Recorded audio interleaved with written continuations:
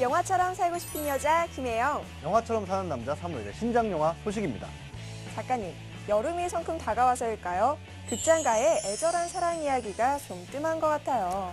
네, 아무래도 여름에는 볼거리가 많고 스케일이 큰 블록버스터가 인기를 얻다 보니 멜로나 로맨틱 코미디는 좀 찾기가 어려운 편이네요. 그렇죠. 하지만 계절과 상관없이 가끔씩은 애틋한 사랑 이야기를 스크린에서 만나보고 싶을 때가 있던데요. 작가님은 어떠세요? 네, 그래서 이번 주에는 특별한 멜로를 한 편 준비했습니다. 바로 에밀리 브론테의 소설을 영화한 폭풍의 언덕인데요. 소설 폭풍의 언덕을 영화한 작품은 무려 8번째라고 합니다. 8번이나 영화로 재현됐다. 역시 고전은 그 가치가 바르지 않는 것 같습니다. 기존 작품들과 어떤 차이가 있을지 궁금한데요. 그러면 분위기가 살짝 밝은 로맨틱 코미디는 없을까요? 예, 물론 있습니다. 용기 있는 커밍아웃 후에도 활발하게 활동 중인 김조광수 감독의 신작 2번의 결혼식과 1번의 장례식인데요. 성 정체성을 숨기기 위해 위장 결혼을 택한 커플들의 소동극이 유쾌하게 담겨 있다고 합니다. 유쾌한 퀴어 영화라 어떤 분위기일지 궁금합니다.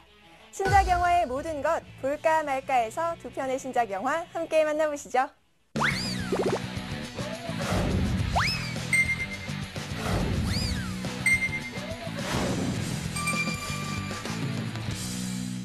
조선경탐정과 의뢰인을 제작한 청년 필름의 대표 김조광수 감독. 그가 본업인 감독으로 돌아왔습니다.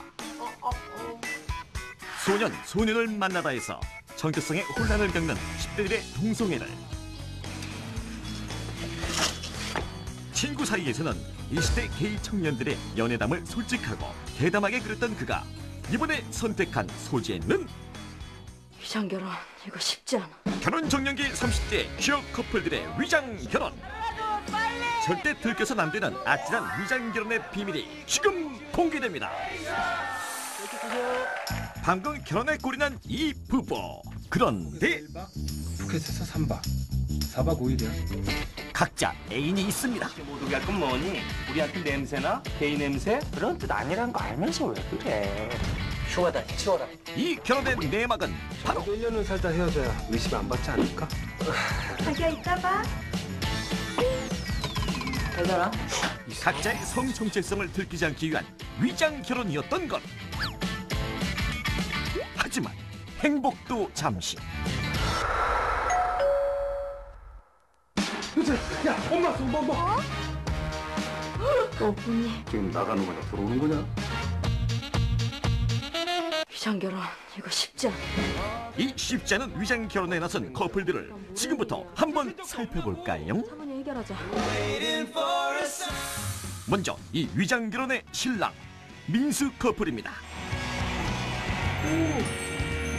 90점, 95점. 내 스타일 아니다. 게이바에 나타난 석에게 첫눈에 반한 민수. 서로에게 이끌리지만 이미 그는 유부남. 그의 속도 모르는 석의 한마디. 결혼 생활은 할만하세요? 이게 아닌데. 이렇게 당황하셨을 때는 하지만 오해도 잠시. 그들은 금세 서로에게 빠져들고. 우리 같이 떠날까? 난 너랑 같이 여기서 사랑도 하고 음악도 하고 살 거야. 여느 커플처럼 풋풋한 연애를 시작합니다. 다음은 위장결혼의 신부 효진 커플. 밝고 낙천적인 성격의 효진. 해맑게 웨딩카를 받고 탈 정도로 과감한 그녀지만 집에 가서 저녁 먹고 가. 속일 수 없는 일도 있는 법. 얼토당토한테 시집살이 시키면 난할 수가 있어. 그럼에도 자기 할 말은 다 하는 이 야무진 성격. 10년 차지만 알콩달콩한 레즈비언 커플. 이 두 커플의 아찔한 비밀은 과연 무덤까지 갈 수 있을까요? 소년, 소년을 만나다에서 풋풋한 소년 김혜성을, 친구 사이에서 이재훈이라는 걸출한 신인을 발굴했던 김조광수 감독이 이번에 선택한 사람은 바로 장르 불문 다양한 작품을 통해 연기력을 검증받은 중고 신인 김동윤과 로코 출신 뮤지컬 스타 송영진. 두 사람은 게이바에서 우연히 만나 오해를 딛고 사랑에 빠지는 커플을 연기했습니다. 그리고 여성 커플엔 상업영화와 독립영화, 실험적인 드라마를 오가며 종횡무진 활동 중인 배우 류현경과 서구적인 외모와 도회적인 분위기의 배우 정애연이 이방을 위해 위장 결혼을 선택하는 레즈비언 커플을 연기했습니다. 결혼식에 못 오게 할 건 뭐. 그리고 영화의 잔재미를 토하는 조연들도 관람 포인트라고 할 수 있겠는데요. 흉하다, 치워라. 민수와 석을 응원하는 이 K 코러스 G보이스는 디테일이 잘 살아있는 캐릭터라는 평을 받고 있습니다. 이는 모두 실제로 커밍아웃 활동 중인 김조광수 감독의 꼼꼼한 디렉션 덕분이었다는데요. 권위와 체면을 벗어던진 감독의 열언과 세심한 연출이 빚어낸 결과가 아닐까 싶네요. 그래서 김조광수 감독의 연기 그 점수는요. 대한민국 연기 감독상. 게다가 흥미로운 정보가 하나 더. 동성애자와 미혼모, 히피와 흑인까지 소외된 사람들을 섬세하게 그려냈던 만화가 박희정. 그녀는 두결 한 장의 시나리오를 읽고 첫눈에 반해 만화화를 결정. 현재 높은 평점을 받고 있으며 연재 중이란 사실. 이 만만치 않은 위장결혼의 내막이 궁금하신 분들은 이 영화의 예매를. 하지만 이 상큼발랄한 퀴어 로맨틱 코미디를 받아들일 준비가 안 됐다면 다음 기회로 미루셔야겠습니다. 숨겨야만 유지될 수 있는 사랑. 어떻게 된 거냐고? 난 모르는 일이야. 들킨 적도 없냐고. 차분히 해결하자. 이 결혼이 무사히 파탄날 수 있을까요? 대한민국 최초 해피 퀴어 로맨틱 코미디, 두 분의 결혼식과 한 분의 장례식입니다. 해를 품은 달 김수현의 오랜 이상형, 제2의 엠마 왓슨,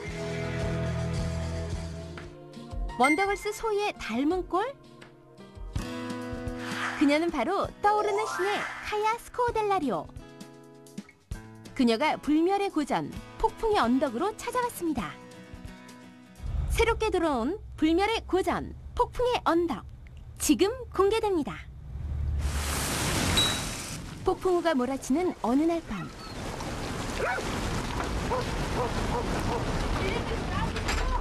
일과를 마치고 돌아온 아버지를 가족들이 반갑게 맞이합니다. 그런데 날씨 탓인지 평소와는 다르게 차분해 보이는 아버지.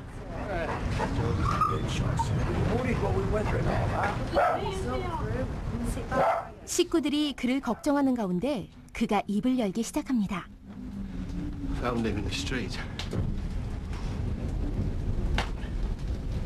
I had no one. So I thought, what? 그가 준비한 선물은 바로 새로운 가족. It was the Christian thing to do.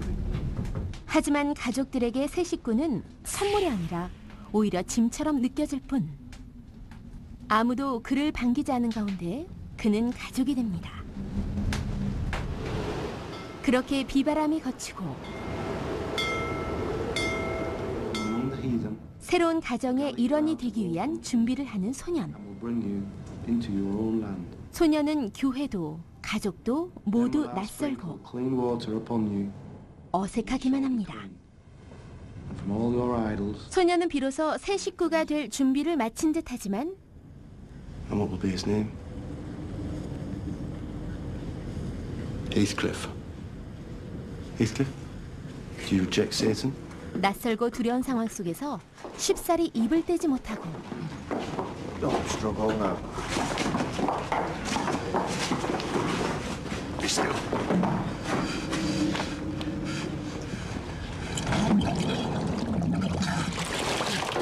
그 자리에서 도망쳐버리고 맙니다.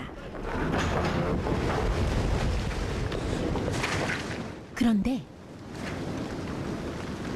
심각한 얼굴로 그를 긴장시키는 어른들과 다른 한 소녀. 소녀의 이름은 캐시.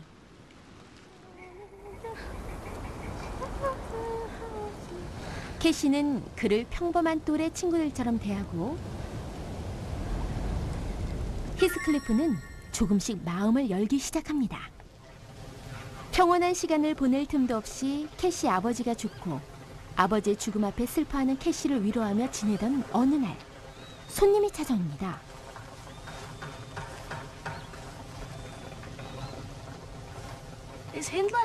그는 결혼을 하고 집을 떠났던 캐시의 오빠 힌들리.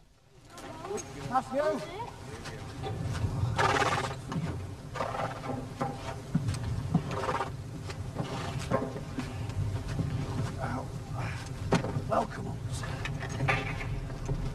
Joseph, meet my wife, Frances. Pleasure to meet you, madam. Hello, Joseph.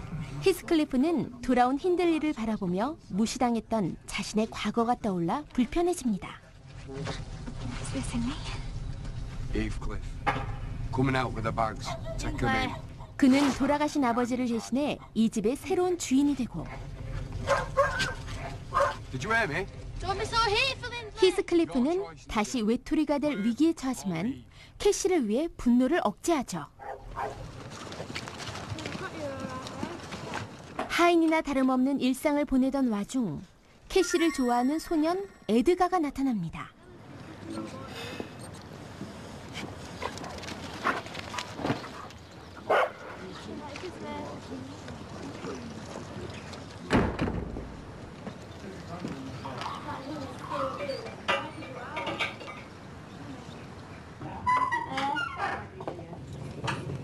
용기를 내어 그들에게 다가가지만 Get out! Look at him, he's all dressed up like a little circus monkey. 돌아오는 것은 멸시뿐. Get out!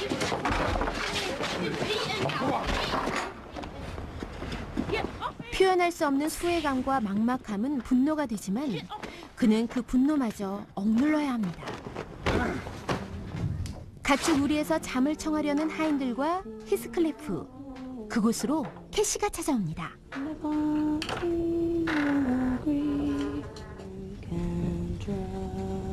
한참을 울먹이던 캐시가 꺼낸 청청병력 같은 이야기. Edgar's asked me to marry him.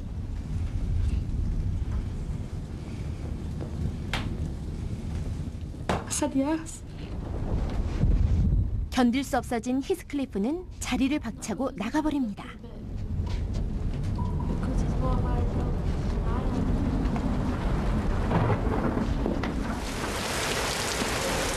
이 집에 처음 왔던 날처럼 폭풍이 몰아치던 그날 밤, 히스클리프는 그 집을 떠나기로 결심합니다. 그로부터 몇 년 후, 히스클리프는 성인이 되어 이곳에 돌아옵니다.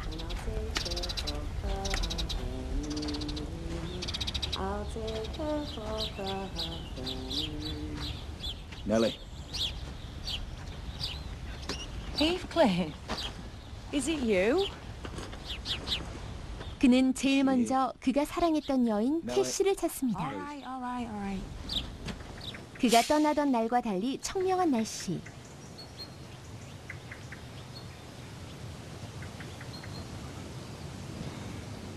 그리고 마침내 등장한 그녀.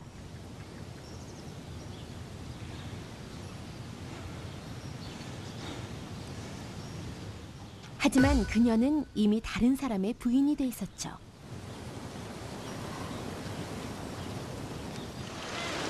히스클리프는 하녀 이사벨라를 유혹해 캐시를 자극하려 합니다.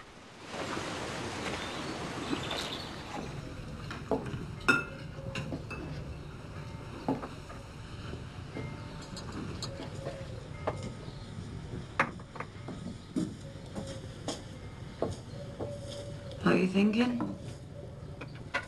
What's it matter to you? You've no right to be jealous. 서로의 속마음도 모른 채 두 사람은 세월이 희석하지 못한 원망만을 표출합니다. What do you mean? I ain't treated you badly. What's going on? Nothing. 우유부단한 캐시의 태도 때문에 괴로워하는 두 남자. Enough! This can't go on. You have to choose, Kathy. Him or me.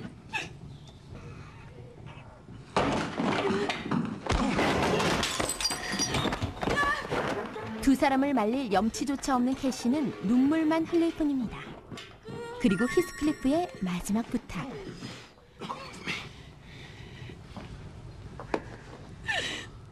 I raised the child as my own.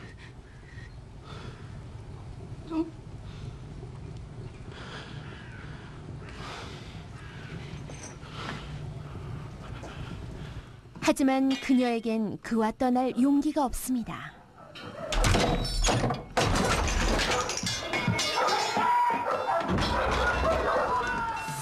이미 7차례나 영화화된 소설 폭풍의 언덕. 그 중에서도 손꼽히는 작품이 2편이 있었는데요. 영화계의 신예로 손꼽히고 있는 안드레 아놀드 감독이 이 2작품을 뛰어넘을 수 있을지의 여부로 큰 관심을 모으고 있습니다. 또한 히스클리프 역에 처음으로 흑인이 캐스팅된 점도 눈길을 끌고 있고요. 신예 카야 스코델라리오의 변신 또한 관람 포인트일 텐데요. 거칠고 반항적인 이미지로 주목받았던 그녀가 차분하면서도 당돌한 여인 캐서린으로 변신했습니다. 드라마 스캔스에서의 퇴폐적인 모습을 기대하셨다면 이 영화는 다음 기회로 미루셔야겠지만 오만과 편견과 제인 에어를 잇는 고전을 스크린으로 만나고 싶은 분들께는 추천합니다. 영국 요크셔 지방의 자연과 사물을 클로즈업과 핸드헬드를 통해 스크린 가득 펼쳐내고 있는 영화 폭풍의 언덕. 소설 특유의 음울하고 거친 분위기는 과연 어떤 방식으로 드러났을까요? 새롭게 돌아온 불멸의 고전, 폭풍의 언덕입니다.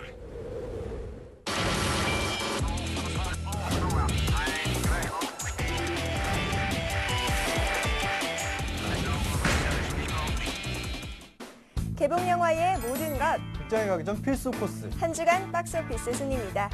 본격적인 여름을 앞두고 극장가가 숨고르기를 하는 것 같은데요. 작가님은 어떻게 보셨나요? 네. 곧 스파이더맨과 배트맨의 수편이 나올 예정이라 그런지 신작들의 개봉이 조금 주춤하는 것이 사실입니다. 그런 와중에도 조용히 저력을 발휘한 영화들이 있네요. 네, 어떤 영화들이 순위권을 지키고 있을지 궁금한데요. 두근두근 박스오피스 5위부터 함께 만나보시죠. 이번 주 5위는 7급 공무원 제작진의 신상 코미디 차영사가 차지했습니다. 강지환과 신태라 감독의 제외로 화제를 모은 영화 차영사. 강지환은 영화를 위해 무려 12kg을 찌우고 특수 분장까지 감행했다고 하는데요. 모델로 참여할 예정이다. 하지만 배우들의 열연에도 영화의 아쉬움은 컸던 것 같네요. 신의 20일 박평식님은 각본부터 군사를 뺐어야지 라면서 매끄럽지 못한 시나리오에 대해 쓴소리를 남겨주셨네요. 하지만 강지환의 파격 변신은 많은 여성 팬들을 설레게 한 것 같습니다. 네티즌 지휴님은 강지환의 참신한 변신, 모델 3인방은 덕분에 눈호강했다 하면서 멋진 배우들 덕에 훈훈한 감상 남겨주셨습니다. 강력반 형사의 언더커버 프로젝트 차영사, 이번 주 5위입니다. 이번 주 4위는 시공간을 초월한 미션 락아웃 익스트림 미션이 차지했습니다. 한 번 잡혀가면 절대 빠져나올 수 없는 우주 감옥. 대통령이 딸린 특수 범죄자들에게 인질로 잡히고 그녀를 구출하기 위한 특급 미션이 떨어집니다.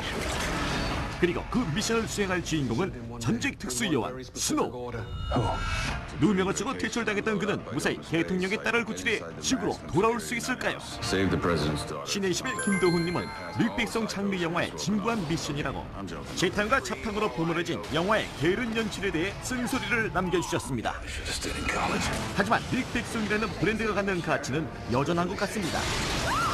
네티즌 리아님은 우주 세계에서 구현된 다이하드라면서 찬사를 남겨주셨네요. 극강의 리얼 액션 락아웃 익스트림 미션 이번 주 4위입니다. 이번 주 5위는 다시 순위권에 진입한 영화 차영사가 차지했습니다. 개봉 첫 주 약간 아쉬운 성적으로 진입했다가 물러났었는데요. 배우들의 열연과 입소문 덕분에 5위를 탈환했습니다. 한편 새로운 블록버스터 락아웃 익스트림 미션은 상반된 평가 속에서 4위를 차지했는데요. 미래 우주 감옥에서 펼쳐지는 화려한 액션과 함께 깨알 같은 웃음 포인트가 숨어 있다고 하네요. 이어서 이번 주 3위입니다. 미인을 만나서 정말 영광입니다. 이번 주 3위는 웃음 폭탄 코믹 로맨스 내 안의 모든 것입니다. 어떻게 하면 잘 헤어질 수 있을까? 내 안의 모든 것은 기존의 로맨틱 코미디와 다르게 달콤한 연애와 신혼을 과감히 생략하고 지나치게 익숙해서 건태로운 부부의 일상에서 출발합니다. 이 무료한 일상과 조금은 무섭고 아찔한 아내로부터 벗어나기 위한 남편의 발칙한 유혹 프로젝트. 신의 21의 유진아님은 근사한 결혼 한들기, 유머 효과 만발이라고 명확한 주제의식과 연출에 대해 호평을 남겨주셨습니다. 하지만 배우 이성균이 연기한 캐릭터가 신선하지 않아서일까요? 네티즌 카멜님은 여태까지 연기한 캐릭터가 구분이 안 갈 것 같다 하면서 식상함에 대해 안타까움을 드러내셨네요. 개봉 한 달, 하지만 여전한 인기, 내 안의 모든 것. 이번 주 3위입니다. 어느새 400만 돌파를 앞두고 있는 내 안의 모든 것이 이번 주 3위를 차지했네요. 영화의 흥행에 힘입어 극중 이선균과 임수정 부부가 처음 만났던 나고야가 여행지로 급부상하고 있다고 합니다. 영화의 흥행이 다양한 분야에 영향을 미치고 있는 것 같은데요.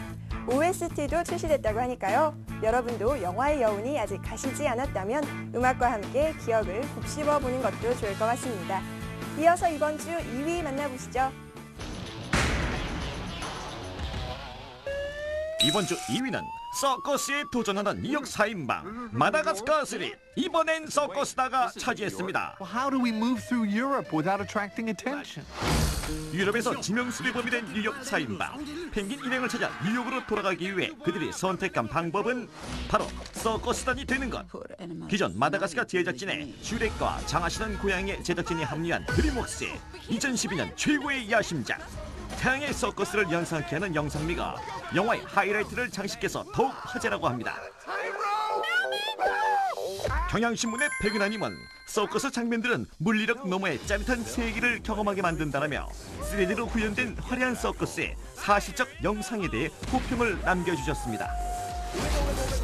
하지만 네티즌 수진님은 눈은 호강하는데 돌아선이 잊혀진다면서 볼거리만큼 인상적이지 않은 스토리에 대해 안타까움을 드러내셨네요. 돌아온 뉴욕 4인방의 서커스 도전기 마다가스카 3 6월 셋째 주 2위입니다. 이번 주 2위는 개봉 2주차 100만 관객을 돌파한 마다가스카르 3입니다. 서커스단이 되어 돌아온 뉴욕 4인방의 활약이 돋보이는 이번 편은 동물들의 서커스 장면이 큰 볼거리라고 하는데요. 서커스의 지평을 넓혔다는 평가를 받는 태양의 서커스에서 영감을 얻은 장면들이 많다고 합니다. 게다가 떠오르는 디바 케이티 페리의 음악이 이 장면의 쾌감을 더한다고 하네요.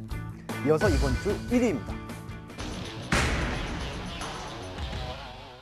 이번 주 1위는 가상의 조선에서 펼쳐지는 궁중 암투극 후궁 제왕의 첩입니다. 혈연으로 그 연출력을 인정받은 김대승 감독의 신작. 이 나라의 왕이긴 한 것입니까? 배우 조여정은 평소 공식 석상에서 김대승 감독을 만나면 먼저 다가가 인사할 만큼 김대승 감독의 팬이었다는데요. 그녀의 수건이 이번 영화를 통해 이뤄졌습니다. 과연 그녀는 살아남기 위해 자신도 남도 이용해야 했던 여인 화연을 어떻게 소화했을까요? 신의 21의 김성우님은 시나리오의 허점을 연출로 메우려고 애쓴다라며 우연성이 남발되는 아쉬운 각본에 대해 쓴소리를 남겨주셨습니다. 하지만 배우들의 후연만은 돋보였던 것 같네요. 네티즌 수아님은 배우들의 융합이 좋고 특히 김동욱이 돋보인다면서 출연진의 훌륭한 연기에 극찬을 남겨주셨네요. 조선시대판 필름 느와르 후궁 제왕의 첩 이번 주 1위입니다. 후궁 제왕의 첩이 2주 연속 1위를 차지했네요. 네, 후궁의 기세가 아주 무섭습니다. 벌써 지난주 100만 돌파에 이어서 곧 200만 돌파를 앞두고 있다고 하는데요. 노출로 주목을 끌긴 했지만 영화가 가진 힘 덕분에 가능한 흥행이 아닐까 싶습니다. 네, 맞아요. 노이즈 마케팅 때문이었다면 아마 거품이 금방 사그라들었을 것 같은데요. 다음 주에는 어떤 영화가 새롭게 등장할까요? 영화 가이드 김혜영과 사무엘의 박스키스는 다음 주에도 계속됩니다.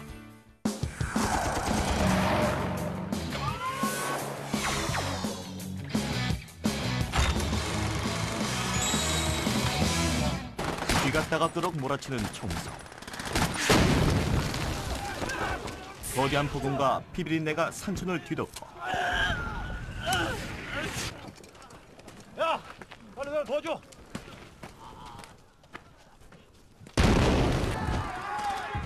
생과 사, 그 두 가지의 선택만이 존재하는 것, 전쟁터. 그러나 여기 그 어떤 이데올로기보다 전장의 처연함보다 더 묵직한 여운을 주는 영화가 있습니다. 전쟁을 통해 살아가는 가족의 존재를 다시금 일깨워주는 영화. 유효림은 꼭 다시 보고 싶은 영화 태극기 휘날리며입니다. 안녕하세요. 무비넘버원의 사무엘입니다. 호국 보훈의 달 6월을 시작하며 오늘 무비넘버원은 특별한 전쟁 영화 한 편을 준비했는데요. 일반적으로 전쟁 영화 하면 압도적인 스케일과 남자들만의 피땀 가득한 혈투, 치밀한 작전 등의 내용으로 남성 취향에 장려하는 인식이 대부분이죠. 그런데 오늘 무비넘버원에서 꼽은 영화 태극기 휘날리면은 전쟁 영화이면서도 남녀노소 모두의 호응을 받아 2003년 개봉 당시 1,100만이 넘는 관객 스코어를 기록했습니다. 전쟁의 승리를 위해서가 아니라 그저 가족과 함께 살고 싶어서 총을 겨누었던 형제의 이야기. 오늘 무비넘버원에서 준비한 영화 태극기 휘날리며입니다.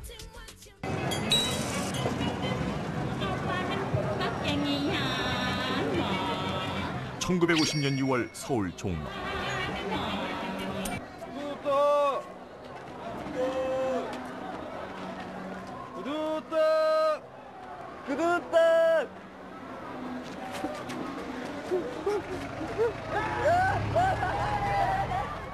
구두 닦기를 하며 가족 뒷바라지를 하는 진태와 그런 형을 믿고 따르는 고등학생 진석.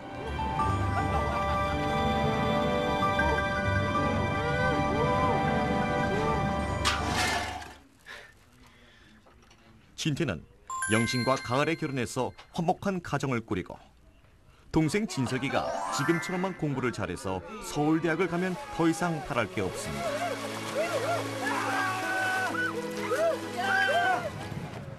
그러던 어느 날 형, 아무 얘기 못 들었어? 전쟁이 어때?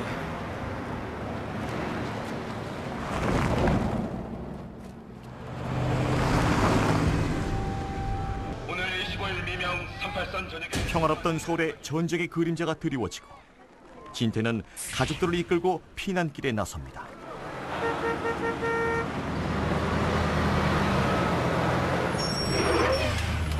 피난 열차를 기다리던 중 진석은 군인들에 의해 징집돼 가고 자, 걱정하지 마시고 별일 아니니까 걱정해 주십시오.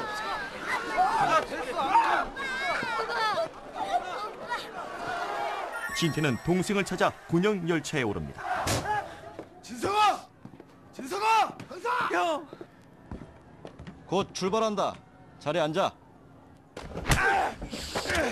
진석아! 어서 나가! 새끼! 진석아! 진태는 동생을 빼내기 위해 무모하게 헌병들에게 대들지만 결국 두 형제를 모두 실은 채 군용 열차는 출발해 버립니다. 엄마! 언니! 언니! 진석아! 엄마! 엄마 여기요! 엄마!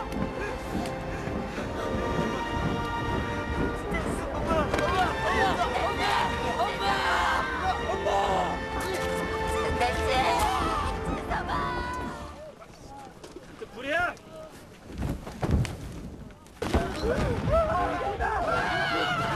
평화롭게 살던 두 형제는 하루아침에 피와 죽음이 목전에 있는 처참한 전쟁터에 놓이는데요. 동생만 보낼 수 있다면 뭐든지 하겠습니다.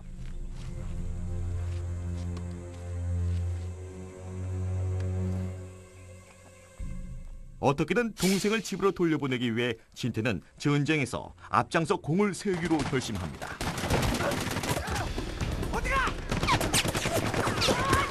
전쟁에서 진태의 활약상은 점점 커져가지만 그럴수록 동생 진석은 불안하기만 한데요. 무공 훈장 받아서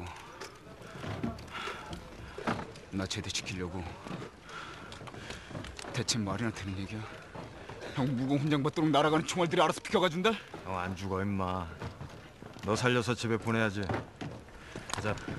형 나도 우리 형제한테 행운이 따라서 둘 다 살아 돌아가길 바래.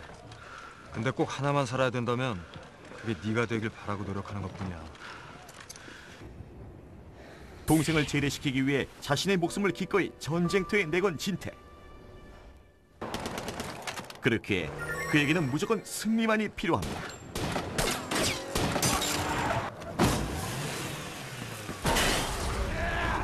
위험한 전투 속에서 점점 전쟁 병기로 변해가는 진태. 그의 앞에 적군은 생명체가 아닌 목표물에 지나지 않습니다. 그러던 어느 날 마침내 기다리던 소식을 듣게 됩니다. 축하한다. 야야!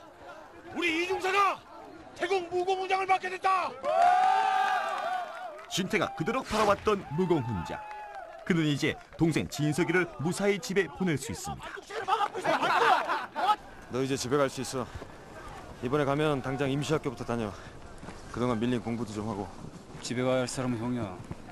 치료받아야 할 환자도 형이고. 너 대학 안 갈 거야? 지금 이 방구에 그딴 대학이 무슨 소용이야. 대학도 싫고 형도 싫고 다 싫어. 내가 뭐 때문에 죽게 살기로 뛰어다녔는데 날 풀게 되지만 내가 그렇게 안 했어.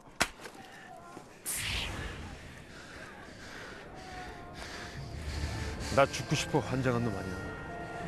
너 알잖아. 넌 우리 가족 전부야. 내 꿈이고 엄니 희망이야. 너 공부시키려고 학교 관두고 구두통 메고 다녀도 한 번도 후회한 적 없어. 엄니 시장통에서 서로를 위하는 형제의 마음에 조금씩 갈등이 쌓여가기 시작합니다. 힘든 줄 모르고 살아.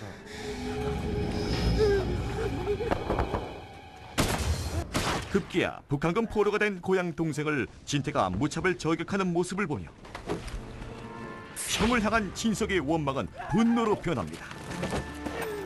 너 미쳤어! 어떻게 영석이를 미쳤어! 미쳤어! 미쳤어! 미쳤어! 누나가 다 해준다고 새끼야!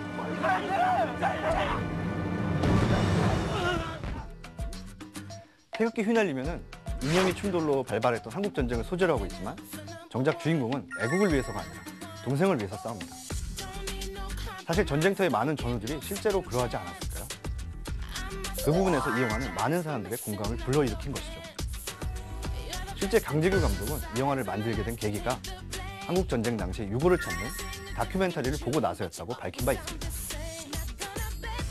태극기 휘날리면에서 강조하는 주요 키워드가 물론 가족애를 통한 감동이지만 사실 그 이전에 이 영화는 무려 총 제작비 190억 원, 당시 한국 영화 사상 최고의 제작비를 들인 한국판 초대형 전쟁 블록버스터를 기치로 내건 영화입니다.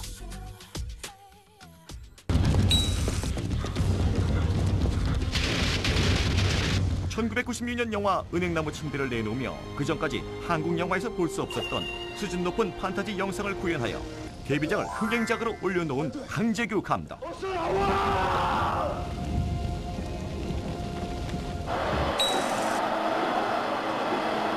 이후 순제작비 23억 원을 들인 영화 쉬리로 또 한 번 대박 흥행을 터뜨리며 한국적 블록버스터라는 말을 유행시킵니다.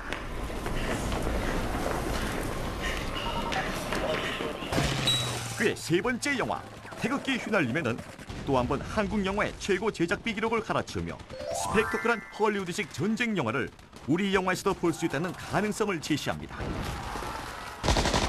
실제 라이언 1번 구하기나 블랙호크 다운 같은 거대한 스케일의 헐리우드 전쟁 영화와 비교를 해봐도 완성도 면에서 크게 뒤지지 않음을 느낄 수 있습니다. 매번 거대한 제작비로 모험을 거는 이유에 대해 강재규 감독은 이렇게 말했습니다. 비슷한 제작비로는 비슷한 영화밖에 못 만든다. 한국 영화에 대한 고정관념을 깨고 싶다. 우리 영화도 크게 진일보할 수 있다는 그의 신념은 1,100만 관객을 태극기 휘날리며 앞으로 모여들게 했습니다.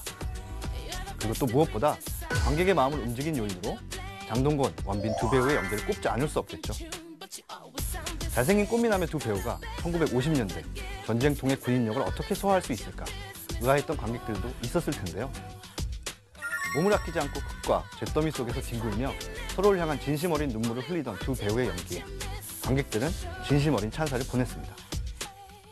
그렇게 탄생한 태극기 휘날림에 잊을 수 없는 감동의 장면들 계속해서 소개합니다.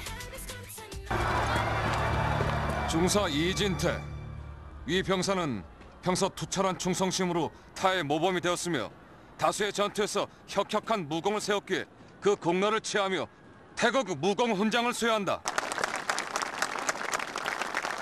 진태는 마침내 무공 훈장을 가슴에 달았습니다.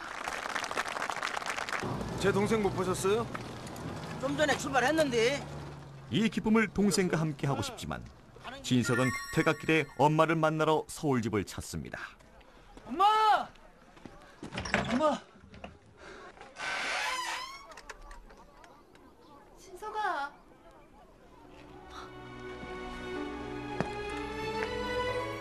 그곳에서 영신과 재회의 기쁨을 누리지만 왜 이래요? 왜 이래요? 영신은 보리쌀을 얻어먹었다는 이유로 북한 용공 분자로 몰려 결국 죽음을 맞습니다.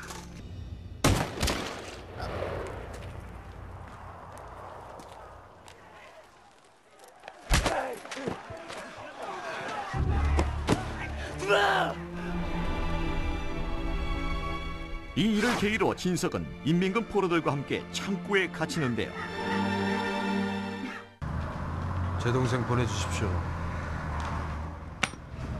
전임 대대장님과 약속이 돼 있습니다. 이것들 아주 놀고 있구만. 야, 이 새끼야. 어떤 정신 나간 놈이 그딴 약속을 했는지는 모르지만 나한테는 안 통해. 여기가 무슨 장사치들 흥정하는 시장파인 줄 알아? 야, 이 새끼 당장 집어쳐넣어버려. 아니 무슨 이런 놈 새끼를 태극 훈장을 주고 있어? 대대장님, 일중대 김전락입니다. 이때 갑작스러운 폭격이 시작되고 이 새끼는 정말. 지금 당장 창고문 열어. 야, 이 새끼도 정말 미쳤어? 이 기회를 틈타 진태는 동생을 빼내려 합니다. 어서 지시해! 어서! 한 가지 잊은 게 있다. 포로들 전원 소각해! 창고 소각시키라는 명령이다!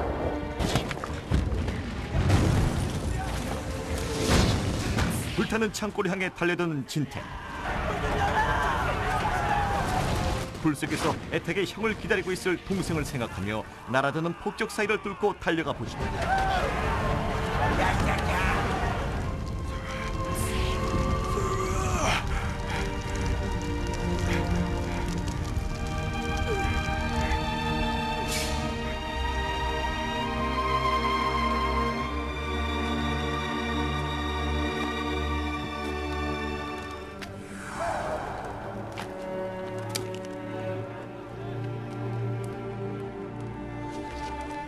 흔적이라곤 자신의 동생에게 선물했던 만년필 한 자루뿐.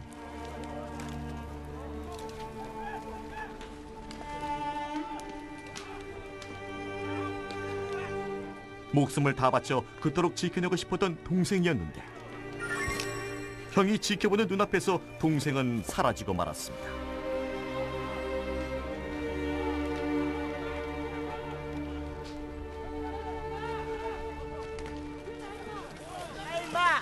그러나 국군병원에 무사히 살아있었던 진석. 어느 날 종이를 한 장 건네봤는데요. 깃발부대의 선봉장 이진태 소자다. 태극 무궁훈장까지 받은 국군 영웅이 빨개가 됐어. 형의 지금 모습이 자기 때문인 것을 알기에 더더욱 괴로운 진석. 어머니에게 보내려 했다던 형의 편지를 꺼내 읽어봅니다. 어머니, 보고 싶어요. 우리 갈 때까지 건강하세요. 내 목숨 걸어서 진석이 살릴 거예요. 우리 가족 다시 만날 때까지 꼭 건강하세요.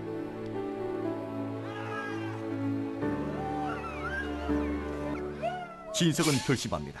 형을 꼭 만나야겠다고. 그래서 같이 어머니가 계신 집으로 돌아가야겠다고.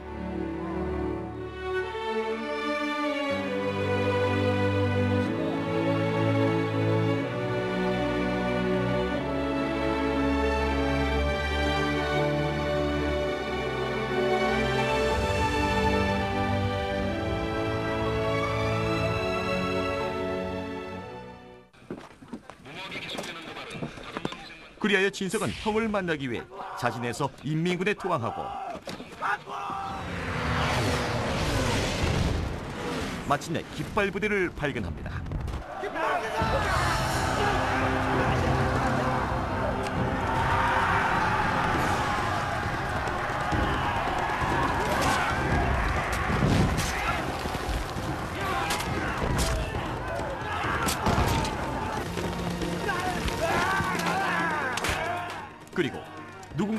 발견하는데요. 바로 인민군으로 변한 형 진태였습니다.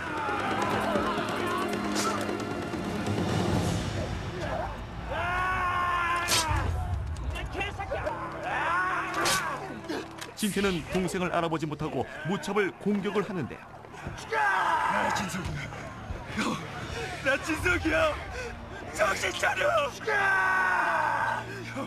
그러나 이성을 상실한 형은 한 마리 야수처럼 진석에게 덤벼듭니다.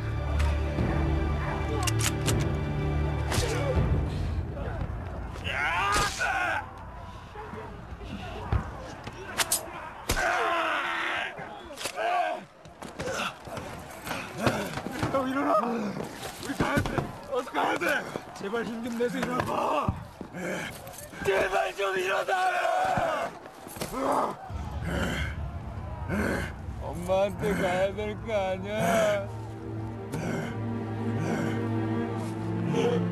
영신이 누나 산소에도 가야 될 거 아니냐고. 무릎방 사냥돼서 엄마하고 밥 시켜서 대놓고 진석의 울부짖음에 비로소 정신을 차린 진태. 그의 눈앞에는 죽은 줄로만 알았던 동생. 자신의 목숨보다 더 아끼던 진석이가 있음을 깨닫게 됩니다.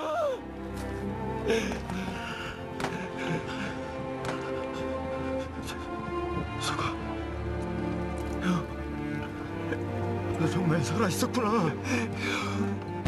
살아있었구나.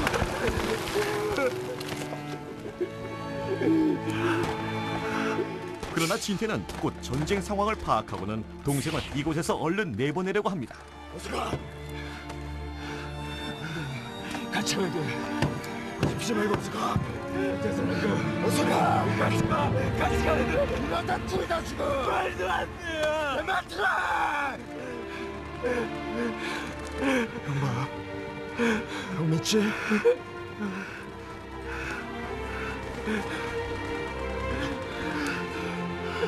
집까지 참고 있을 수 있었어.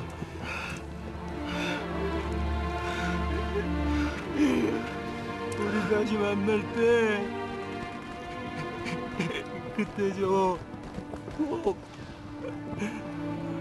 돌아와야 돼. 꼭 돌아와야 돼.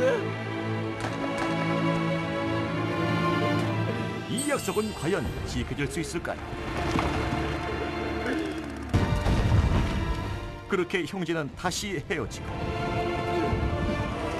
절뚝이며 달아나는 동생을 지키기 위해 형은 마지막 힘을 다해 인민군에게 기관총을 쏘아댑니다. 결국 진태가 싸웠던 적군은 인민군도 국군도 아닌 동생을 공격하는 자들이었던 겁니다.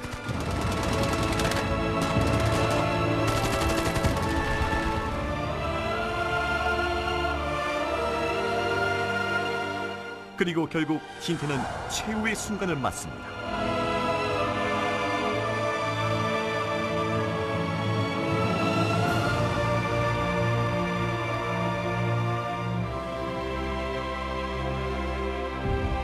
가는 동생의 뒷모습을 끝까지 지켜보고 싶은 듯 차마 감지 못한 눈.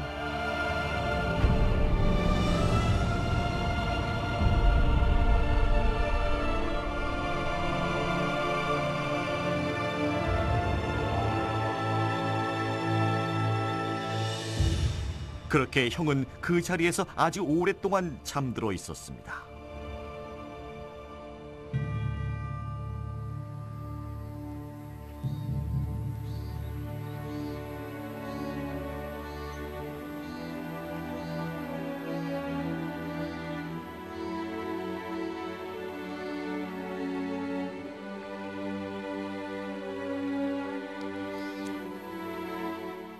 (50년이) 지나서야 찾은 형 진태의 유골. 그 앞에서 동생 진석은 하고 싶은 말이 아주 많았습니다. 형. 그러나 하고 싶던 많은 말을 두고 입에서 나오는 건 그토록 부르고 싶었던 이름 형뿐이었습니다.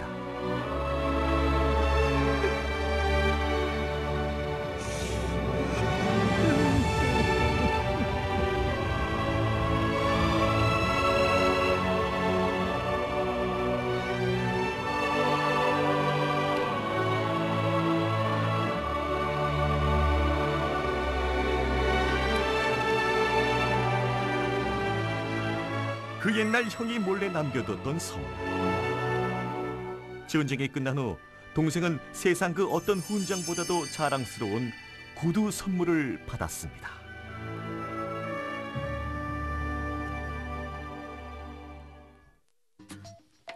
태극기 휘날리면은 형식적으로 전쟁 영화의 틀에 있지만 그 안에는 가족이라는 메시지를 담고 있습니다. 특히 가족을 위해 헌신했던 우리 부모 세대의 감성이 전쟁이라는 비극 속에 그대로 녹아들어 또 한 번 우리들에게 큰 울림을 전해준 작품이죠. 추억으로 삼기엔 살아남은 자들에게 너무도 가슴 아팠던 세월. 그래서 잊어버리지 말자고 영화는 이야기합니다. 지금까지 무비 넘버원 태극기 휘날리며였습니다. 2003년 겨울 가슴 시린 사랑 이야기로 우리들을 찾아왔던 곽지용 감독의 영화 클래식. 1960년대에서 70년대를 배경으로 순수했던 첫사랑을 끝내 이루지 못하고 가슴에 묻어둬야만 했던 두 남녀의 이야기가 펼쳐집니다. 많은 시간이 흐른 뒤에 다시 마주한 준하와 주희. 그러나 준하는 이미 예전의 모습이 아니란 걸 확인한 후 주희는 통한의 눈물을 흘리는데요. 이 가슴 아픈 명장면에서 나지막히 울려 퍼지는 노래가 있습니다. 김광석의 너무 아픈 사랑은 사랑이 아니었음을 영화 클래식의 OST로 감상하시죠.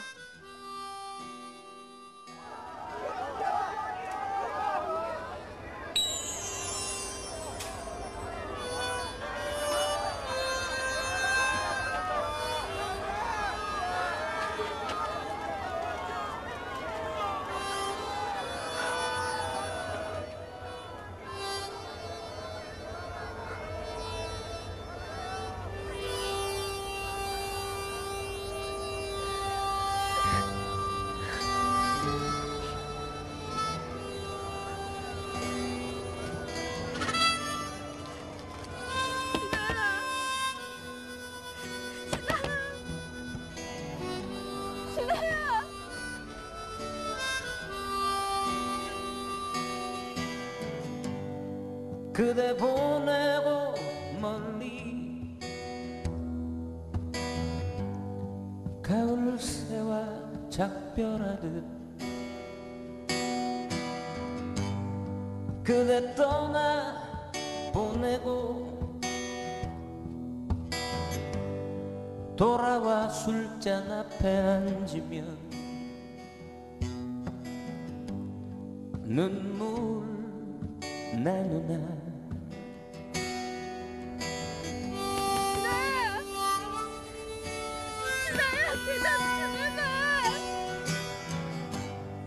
그대 보내고 아주 지는 별빛 바라볼 때 눈에 흘러 내리는 못다한 말들 그 아픈 사랑 지울 수 있을까